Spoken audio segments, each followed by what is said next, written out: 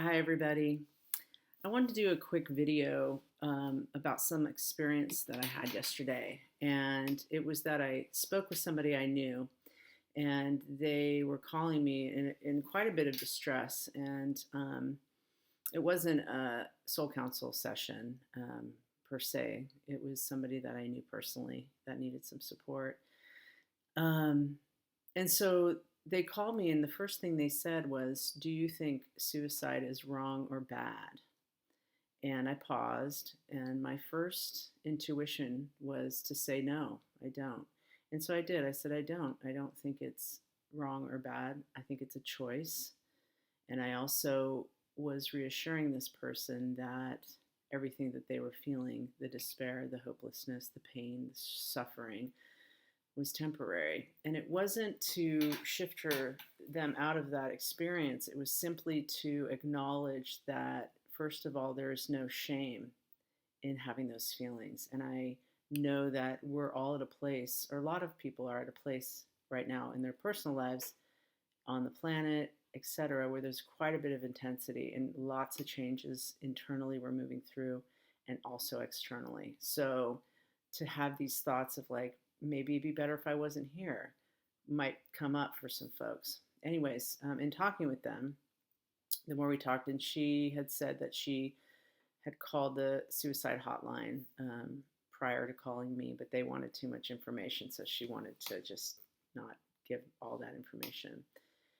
And so as we spoke, I really started to listen to the feelings that were happening, and just acknowledging the pain, and really just slowing the process down and allowing the space for that person to move through that pain.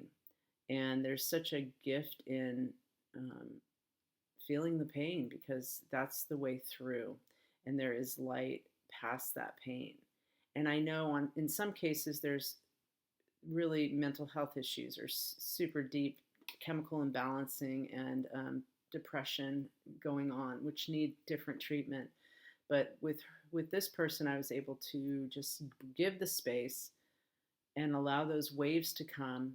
And we have to sometimes move through those waves, those intense waves, to get to that, finally catch that one wave that's going to take us to the shore. But it's about either duck diving through the wave, or seeing the wave coming and knowing that it's just a wave and the waves change. That's another piece. So it was really more about acknowledging the presence of pain and moving through it, and knowing that she was going to be okay. So sort of being on the outside looking in, and having there be an acknowledgement that there's no shame in what she was feeling or thinking. And in that, I just noticed that, there is a call right now for us to show up for each other, that we're not meant to do this alone, that we have to do it together. It's a collective experience. We're all going through this on some level, and pain is real. And it's also such an ally if we can be with it and love it as who we are and not push it away. We tend to want to rush through or stop the feeling of the pain, but it actually just is a compressed energy, stored energy that we're needing to move through. And that's why we have tears. And that's why sometimes we shake or sweat, when we have pain, because it's moving through our body and it's releasing. And then we get energy back, or we are liberated from the weight of pain and suffering. And each day could have its little chunk of pain in it, but if we know how to navigate and move through a little bit more each day, we're going to be okay. And if somebody can call on us to support them in that, or we can call on somebody when we're in that space, all the better, because then we are exchanging our love for one another, and our compassion and our empathy.